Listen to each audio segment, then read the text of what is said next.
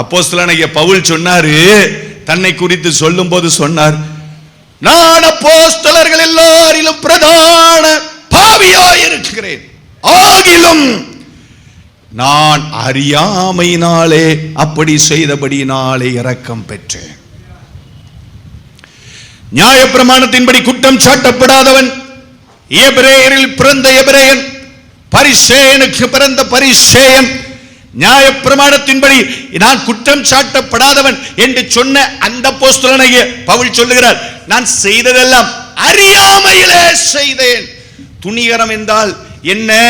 சங்கீதங்களின் புஸ்தகத்திலே நாம் வாசித்து பார்க்கிறோம். இப்ப வாசிக்கண்டா, சங்கீதத்தின் புஸ்தகத்திலே வாசித்து பார்க்கிறோம். கர்த்தருடைய சாட்சி, கர்த்தருடைய நியாயங்கள், கர்த்தருடைய வேதம் அப்படின்னு எழுதப்பட்டிருக்கிற பொழுது, அன்றியும் அவைகளால் உமது அடியேன் எச்சரிக்கப்படுகிறேன், அவைகளை கை கொள்ளுகிறதுனாலே எனக்கு மிகுந்த பலன் உண்டு என்று சொல்லிவிட்டு சங்கீதக்காரன் சொல்லுகிறார், ஸ்தோத்திரம், துணிகரமான காரியங்கள், பாவங்கள் என்னை ஆண்டு கொள்ள ஒட்டாதிரும். அல்லேலூயா.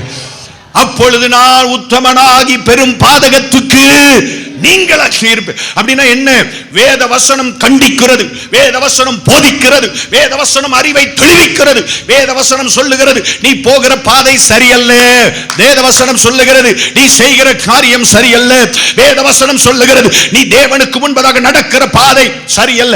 எல்லாவற்றையும் கேட்டும், எல்லாவற்றையும் அறிந்தும், எல்லாவற்றையும் புரிந்தும் அவைகளை உதறி தள்ளிவிட்டு தான் விரும்புறத மாத்திரம் மனுஷன் நடத்துறான். பாத்தீங்களா? அதான் துணிகரம். இன்னைக்கு அது நடக்குதா? அந்த காலத்துல நடக்குதா?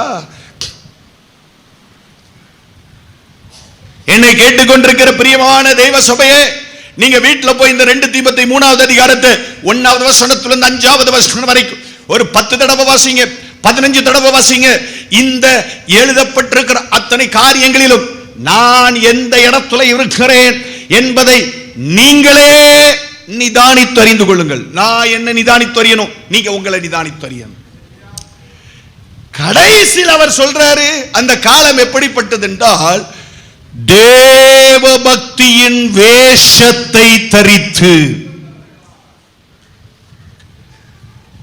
தேவ பக்தியின் வேஷத்தை தரித்திருப்பார்கள்.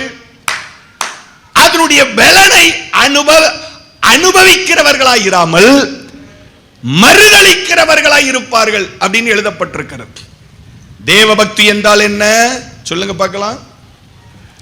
தேவபக்தி என்றால் என்ன? யாக்கோபின்